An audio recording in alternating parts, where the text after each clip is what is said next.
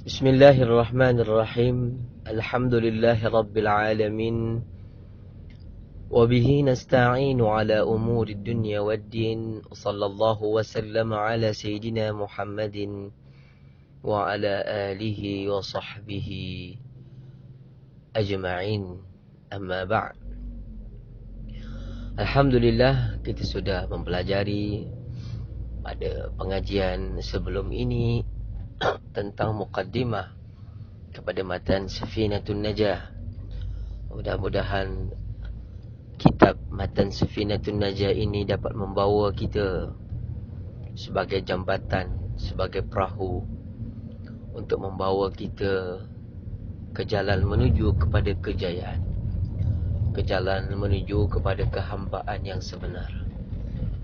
Kerana tidak adalah seseorang itu berjaya melepasi alam dunia ini melainkan selepas ia benar-benar menjadi hamba Allah, selepas ia benar-benar menjadi tunduk dalam keadaan hina dan dina kepada Allah Subhanahu wa ta'ala.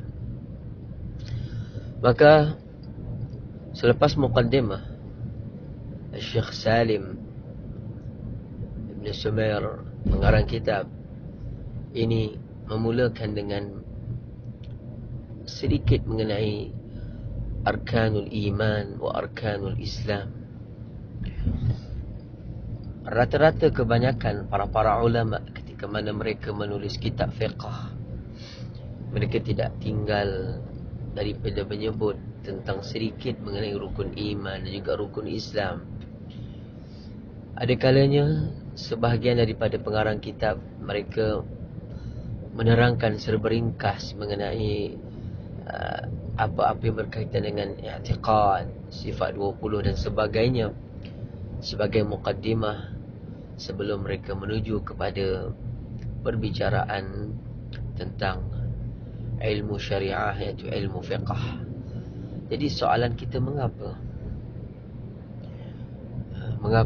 didahulukan dengan perkara-perkara yang berkaitan dengan i'tiqad? Kerana i'tiqad adalah, iman ini adalah satu perkara yang sangat-sangat penting. Dalam kita faham, seperti mana ada rukun iman, ada rukun Islam, begitu juga ada rukun dipanggil rukun ad-din, rukun agama. Apakah itu rukun agama? Makna kata, apa makna rukun? Sebelum itu kita bahaskan dulu apa makna rukun. Rukun ibarat seperti tiang asas. Kalau kita membina sebuah rumah, kita berhajat kepada tiang yang menyokong untuk membina sebuah rumah, yang menyokong untuk menyiapkan dinding, yang menyokong untuk kita meletakkan atap dan sebagainya. Sekiranya rumah yang selalunya kita terpaksa membinanya dengan kita membuat 4 batang tiang, kan, sekiranya salah satu daripada tiang tersebut tidak ada, maka rumah tersebut barangkali akan runtuh, barangkali akan musnah. Maka dalam agama pun ada tiang dia, tiang asas, tiang yang sangat-sangat penting. Tiang yang menjadi syarat untuk kita beragama, menjadi syarat untuk kita dikira sebagai orang mukmin, menjadi syarat kepada kita untuk kita menjadi orang Muslim. Maka rukun agama ada 3. Yang pertama dipanggil rukun iman, yang kita akan baca sebentar lagi insya-Allah. Yang kedua dipanggil rukun Islam. Rukun Islam ini perkara yang berkaitan dengan syariat. Fiqh, ilmu fiqh yang kita pelajari termasuk dalam rukun Islam yang 5. Dan yang ketiga, ada satu lagi rukun dipanggil rukun ihsan. Rukun ihsan ini adalah perkara-perkara yang berkaitan dengan adab, perkara yang berkaitan dengan akhlak, perkara-perkara yang dipernamakan oleh ulama sebagai ilmu tasawuf. Maka 3 rukun ini merupakan satu foundation, satu asas yang penting dalam agama Islam. Agama Islam adalah agama yang menghimpunkan ketiga-tiga rukun ini. Rukun iman, rukun Islam dan juga rukun ihsan dipanggil. Maka insya-Allah dalam kitab kita ini kita akan membicarakan sedikit demi sedikit, dan saya tidak inginlah menyatakan dengan secara lanjut. Jadi kalau mereka-mereka yang ingin mempelajari tauhid secara khusus, insya-Allah kita akan sarankan di manakah yang patut untuk mereka belajar, insya-Allah. Maka kita mulakan. Hari ini musannif memulakan dengan rukun iman, kerana para ulama menyebut awwaluddin ma'rifatullah. Awal agama itu adalah kenal Allah. Sebelum awak melaksanakan syariat, tuntutan daripada Allah, adalah kamu mengenal siapakah yang mengarahkan kamu, yang memerintahkan kamu untuk melaksanakan syariat tersebut. Syariat tidak lain dan tidak bukan, ia adalah yang datang daripada baginda sallallahu alaihi wasallam. Tapi yang memerintahkan supaya syariat itu dilaksanakan adalah Allah. Hari ini, mengapa ramai di kalangan kita agak sukar untuk melaksanakan perintah Allah? Seperti salat diabaikan, seperti zakat ditinggalkan. Hari ini manusia bermaharajalela melakukan kemaksiatan. Mengapa? Kerana mereka tidak mengenal Tuhan mereka. Mereka tidak mengenal siapakah Rabb mereka. Mereka tidak mengenal siapakah Zat yang menciptakan mereka. Mereka mungkin dengar, mereka kenal begitu-begitu sahaja. Mereka tidak mendalami dalam mengenal Tuhan mereka. Maka amat penting seseorang Islam sebelum dia bersyariat, mesti dia bertauhid. Kalau kita melihat dalam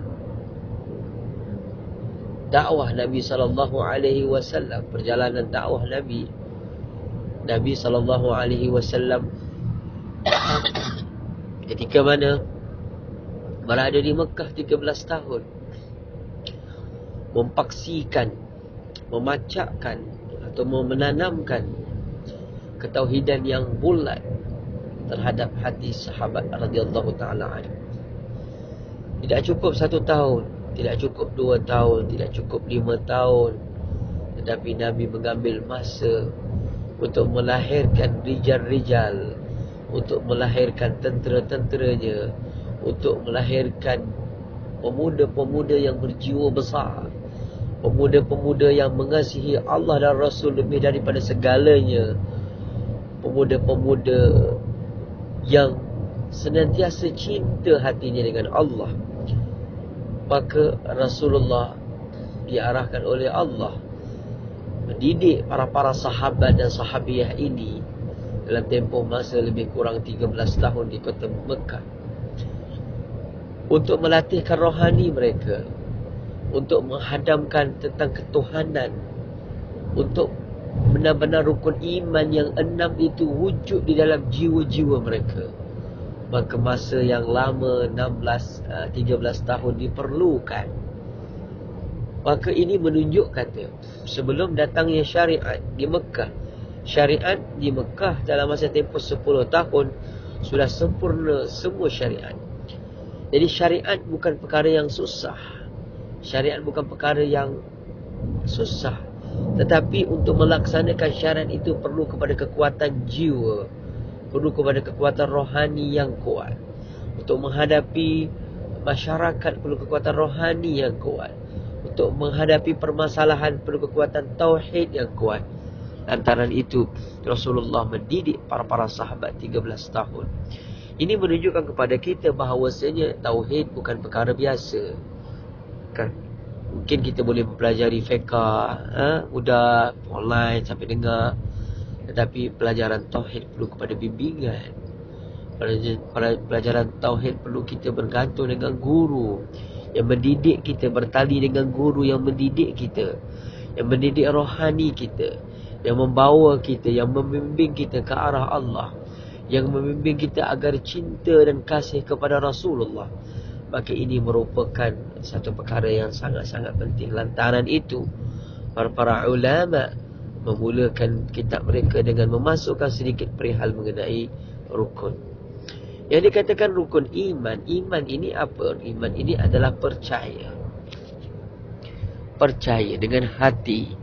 Bukan percaya dengan mulut, tetapi percaya dengan hati. Hati itu percaya. Bila percaya, dia ada satu getaran terhadap kepercayaan tersebut. Hari ini, kalau kita lihat, mengapa hari ini ramai di kalangan kita yang bila nampak polis, kita takut? Adakah polis dalam ni?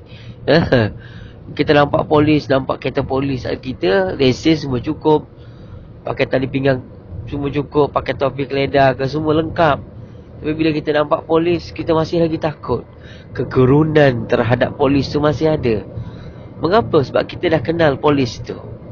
Kita dah tahu dah sikap polis tersebut. Kita dah tahu dah macam mana keadaan polis tersebut. Kita dah tahu dah macam mana tindakan dia nanti.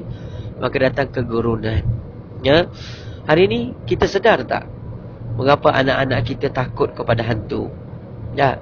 Kadang-kadang anak-anak kita juga takut kepada polis. Sebab kita yang menakutkan mereka. Daripada kecil kita takutkan anak kita. Jangan keluar rumah, nanti hantu kat depan rumah. Kita sebutkan kalimah hantu, sedangkan anak kita tak pernah kenal apa itu hantu. Bila dipaparkan dalam TV tentang gambar-gambar ataupun cerita-cerita hantu, ini hantu, maka di situ menambahkan lagi ketakutan mereka terhadap makhluk yang dinamakan hantu itu. Maka akhirnya ketakutan tersebut terpendam dalam jiwa hingga membawa mereka kepada besar. Mereka takut kepada hantu, takut dan takut yang amat sangat, kan, takut. Inilah yang berlaku di kalangan kita. Tapi hari ini amat kurang di kalangan kita yang mendidik anak, yang menceritakan tentang ketakutan kepada Allah, kehebatan Allah, keagungan Allah, maha kuasa Allah, maha hebat Allah, yang luar biasa tidak diceritakan. Hingga kan anak-anak tidak pernah takut. Bila besar mereka tidak rasa bersalah meninggalkan syariat. Mereka tidak rasa bersalah kalau meninggalkan solat. Sebab apa? Ketakutan, ketakziman mereka kepada Tuhan tidak ada. Maka lantaran itu rukun iman ini adalah rukun percaya. Percaya daripada hati kita yang mempercayai perkara tersebut. Kepercayaan yang pertama, arkanul imani sittatun. Rukun iman itu ada 6 perkara. Yang pertama, antuk minabillah, bahawa engkau beriman dengan Allah. Kita percaya dengan Allah. Di rukun iman ini kalau dibahaskan panjang. Percaya dengan Tuhan yang bernama Allah. Zat, satu zat yang wajib al-wujud, satu zat yang wajib ada, satu zat yang maha berkuasa, satu zat yang tidak ada tolak bandingnya, satu zat yang wajib ada, satu zat yang telah menciptakan kita. Allah adalah zat yang wajibul wujud. Allah adalah zat yang maha agung. Allah adalah namanya Ar-Rahman, Ar-Rahim dan Asmaul Husna yang lain itu adalah nama yang merujuk kepada sifat-sifatnya. Maka dialah Allah yang kita percaya dengannya, yang kita bertauhid. Tauhid ini kita menunggalkan zatnya, kita menunggalkan sifatnya, kita menunggalkan perbuatannya, dan kita menunggalkan nama-namanya. Maka dialah zat yang kita patut percaya dengannya. Dia adalah zat yang ghaib, dan sentiasa ghaib, dan terus ghaib, dan tidak akan zahir zatnya di hadapan kita. Tetapi ia menzahirkan sifatnya di hadapan kita. Dia menzahirkan sifat kasih sayangnya di hadapan kita. Dia menzahirkan sifat sabarnya di hadapan kita. Dia menzahirkan sifat razaknya, sifat pemberi rezekinya di hadapan kita. Dia menzahirkan sifat cantik, sifat keindahan di hadapan kita. Dia menzahirkan sifat kudrah, sifat ada kekuatan di hadapan kita. Dia menzahirkan sifat kalam di hadapan kita, boleh bercakap. Dia menzahirkan sifat ilmu hingga kita dapat berilmu. Ilmu yang kita ada ini adalah tidak setara pun dengan setitik daripada ilmu Allah yang begitu luas. Ya Allah, Ya Rahman, Ya Rahim, Engkau menzahirkan sifat-sifat-Mu dalam tubuh kami. Kau menzahirkan sifat-sifat-Mu pada alam ini. Kau menzahirkan sifat-sifat-Mu pada alam dunia ini. Kau menzahirkan sifat-Mu pada binatang, pada tanam-tanaman, tumbuh-tumbuhan. Di sana terzahirlah sifat-sifat Allah. Bila kita melihat alam ini, hakikat kita sedang melihat sifat Allah. Kita sedang melihat keagungan Allah. Maka itu yang dikatakan kepercayaan dengan Allah, kepercayaan dengan zat Allah, kepercayaan yang bahawasanya sifat itu datangnya daripada Allah.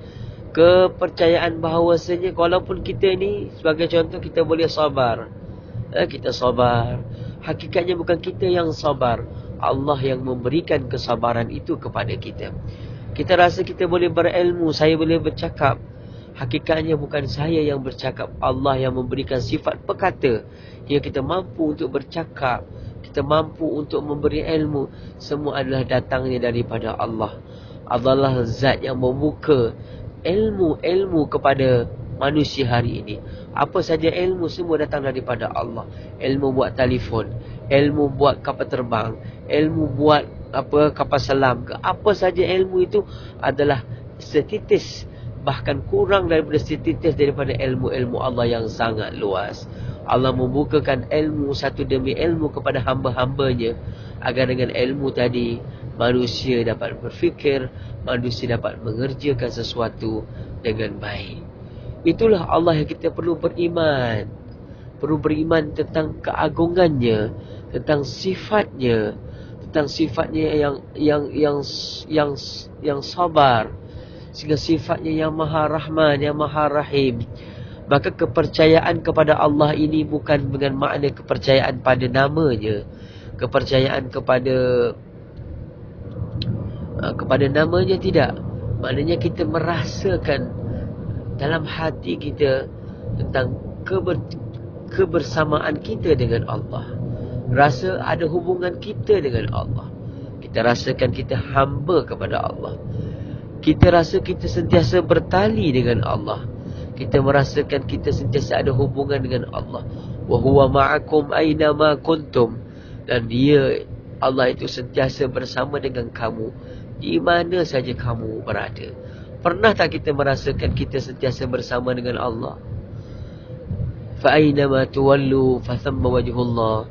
Di mana saja kamu berpaling, kamu akan melihat Allah. Kamu akan melihat kekuasaan Allah. Kamu akan melihat sifat-sifat Allah. Wa nahnu aqrabu ilaihi min hablil warid. Dan Allah itu lebih hampir kepada kamu daripada urat tengkok kamu. Allah tu maha hampir dengan kamu. Allah tu sentiasa mendengar kamu. Allah tu sentiasa melihat kamu. Allah tu sentiasa mendengar isi hati bicara kamu. Itulah Allah yang patut kamu beriman dengannya. Maka kepercayaan kepada Allah ini, maka wajib kepada kita untuk kita terus beriman kepada Allah. Jadi perbicaraan mengenai tauhid panjang ya. Dah 19 minit. Baik, tak apa. Jadi itu makna lebih kurang mengenai bagaimana kita nak beriman dengan Allah Subhanahu Wa Taala. Dan insya-Allah kita akan sambung lagi pada untuk billahi wa malaikati, beriman dengan malaikat-malaikatnya. Wallahu taala a'lam. Wa sallallahu wa sallama ala sayyidina Muhammad wa ala alihi wa sahbihi ajma'in.